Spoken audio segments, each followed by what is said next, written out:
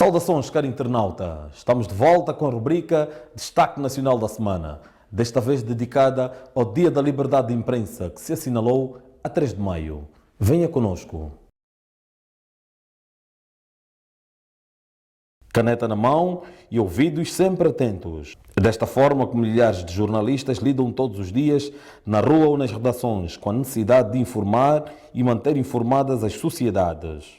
A narração dos factos do cotidiano é a base desta atividade profissional.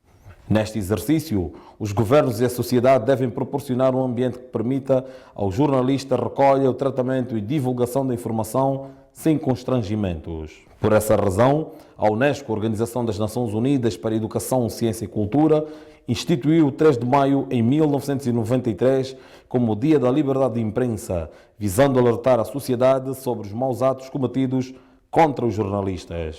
Angola, tal como em vários estados do mundo, tem na liberdade de imprensa um princípio essencial e plasmado na Constituição e em legislação específica.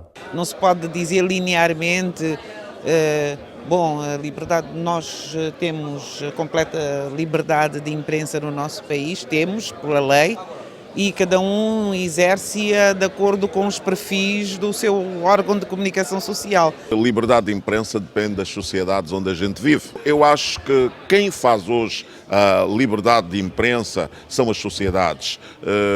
E cada sociedade tem a liberdade de imprensa que ela escolhe.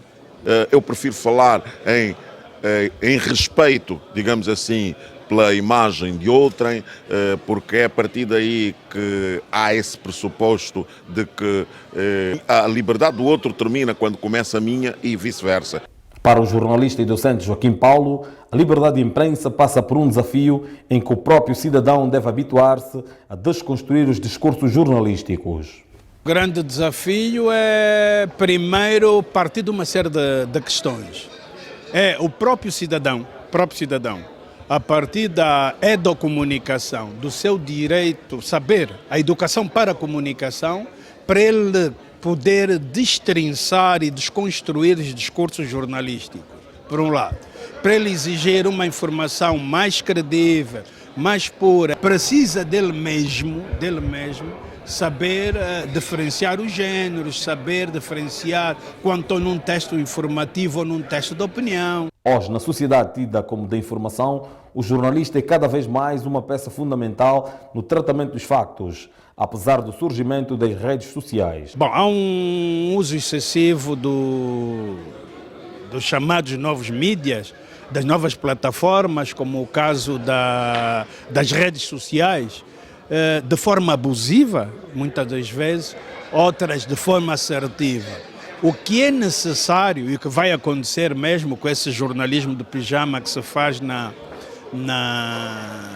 nas redes sociais é o cidadão saber diferenciar o que é de facto jornalismo e o que não é jornalismo. Portanto, nem tudo o que sai nas redes sociais é jornalismo. Por este facto, o jornalista continua a ser a fonte mais credível da sociedade. Eu penso que um dos grandes desafios é o conhecimento, é o jornalista capacitar-se cada vez mais e tornar-se uma personalidade reconhecida a quem ninguém vai negar uma informação. Para o jornalista Altino Matos, deve dar-se cada vez mais abertura aos jornalistas. Respeitar o jornalismo é precisamente dar a abertura aos jornalistas e aos meios de comunicação social, é também deixar que os jornalistas se organizem a partir de uma carteira profissional, porque nós não podemos permitir no nosso espaço qualquer indivíduo que venha hoje de qualquer outra área da sociedade entra e atue como jornalista. Falar da liberdade de imprensa é ainda debruçar-se sobre o acesso às fontes de informação. Casos há em que as fontes dificultam a recolha dos dados essenciais. As fontes só se abrem quando o assunto é do seu interesse. Mas quando o assunto é do interesse ou da iniciativa do jornalista, por exemplo, as fontes fecham-se. E muitas vezes o que é que isso leva? Leva a especulações. Acho que precisamos melhorar ainda. Tanto instituições públicas como instituições privadas têm que sentir esta obrigação de dar a informação ao público. Porque quando está a dar a informação ao jornalista, não é um favor que está a fazer, é um direito que o cidadão tem de ser informado. E essa informação é transmitida por intermédio ou através dos jornalistas. Nem sempre as fontes se abrem para facilitar o trabalho dos profissionais.